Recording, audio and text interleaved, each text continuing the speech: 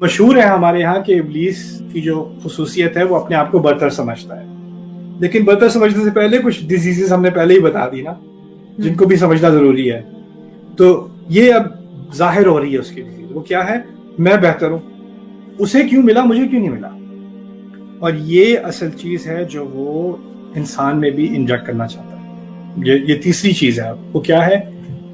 اس کو جاب کیوں ملی مجھے کیوں نہیں ملی. میری بہنیں ہوں گی، میری بڑی بہن کی شادی ہو گئی، چھوٹی بہن کی شادی ہو گئی، میری ان کی کیوں ہوئی، وہ کیوں خوش ہیں، ان کے بچے ہو گئے میرے کیوں نہیں ہوئے. ان کی فیملی میں یہ ہو گیا یہ ہو گیا، ان کے تو بچے گریجویٹ بھی کر گئے، یہ بھی کر گئے وہ بھی کر گئے، ان کو تو امیگریشن بھی مل گئی، ان کے تو پیپرز بھی ہو گئے، ان کا یہ ہو گیا ہمارا کیوں نہیں ہوا. اور انسان اسی سوچ میں اسے کیوں اللہ نے اسے کیوں رحمت دی ہے، اسے کیوں نعمتیں دی ہیں، مجھے کیوں نہیں دی. ان کو کیوں ملا مجھے کیوں نہیں ملا. وہ تو ایسے ہیں ایسے ایسے، ان کو تو مستحق ہی نہیں. اور انہیں کیوں مل رہا ہے مجھے کیوں نہیں مل رہا. وہ کیوں ہنس رہے ہیں، وہ کیوں خوش ہیں. یہ جو چیز اس کے اندر ملی ہے اس پہ شاکر نہیں ہوتا نہ، اس کو جلن ہی ہوتی ہے. یہ نہیں کہ مجھے کیا ملا، اس کو تکلیف ہی ہوتی ہے ابلیس کو کہ آدم کو کیوں مل رہا ہے. عجیب بات یہ ہے کہ اللہ تعالیٰ نے ابلیس سے کچھ چھینا ہی نہیں. اس کو تو اونچا مقام دیا ہوا تھا، یہاں تک کہ فرشتوں سے بات ہو رہی ہے اور جن کو بھی انکلوڈ کر دیا، اس کو ہائی کلاسیفائڈ کمپنی میں ڈال دیا. تو اس کا مقصد یہ ہے کہ اس کا جو رزق تھا، اس کو جو ملنا تھا وہ تو ملنا ہی تھا، لیکن اس نے اپنے رزق پہ فوکس کرنے کے بجائے اس کو تکلیف یہ ہو رہی ہے کسی اور کو کیوں مل رہا ہے. اور یہ اصل مرض ہے ابلیس کا. اور یہ جاتا ہے انسان میں یہ آ جائے تاکہ اس کو جو ملے، اور اس کے پاس جو دیکھیں لوگ کہتے ہیں میرے پاس اپرچونٹی نہیں ہے، میرے پاس موقع نہیں ہے، میرے پاس سہولتیں نہیں ہیں، میرے پاس وہ نعمتیں نہیں ہیں جو کسی اور کو دی گئی.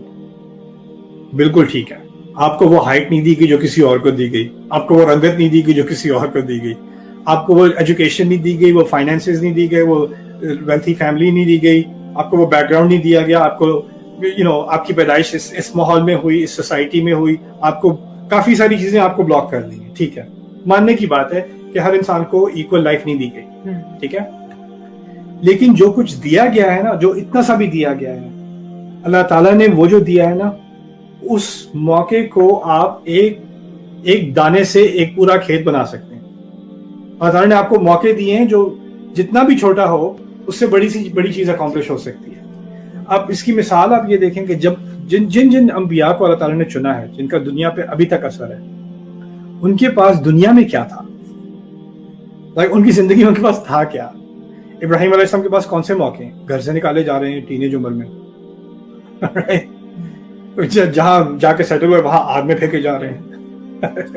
رائٹ، کیا اپرچونٹیز ہیں ان کے پاس. اللہ تعالیٰ آپ کے پاس کم سے کم موقع بھی ہونا، اس کو اگر آپ پوری طرح یوز کریں گے تو آپ کو نہیں معلوم کہ کون سے برکتوں کے دروازے کھلنے والے.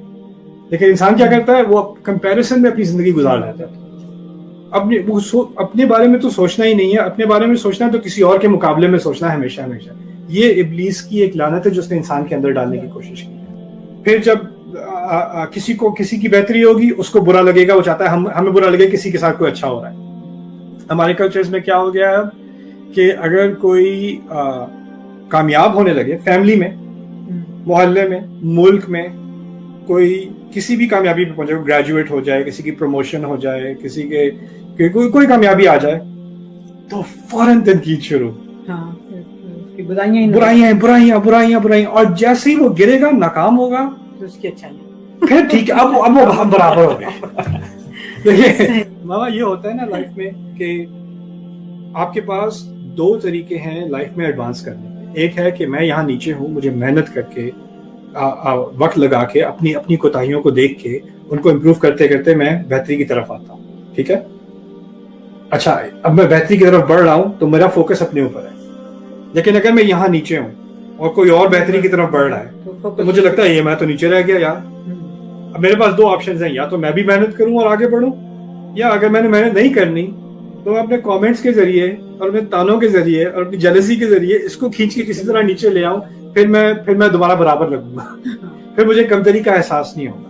رائٹ، تو یہی انسان کی ایک فلسفہ بن جاتا ہے ابلیس کی طرح، کسی طرح اس کو نیچے کھینچ. اور مجھے کچھ کرنے کی ضرورت نہیں ہے اپنے آپ کو امپروو کرنے میں، اس کو اپنی اندر کوئی کوتاہی نظر ہی نہیں آتی.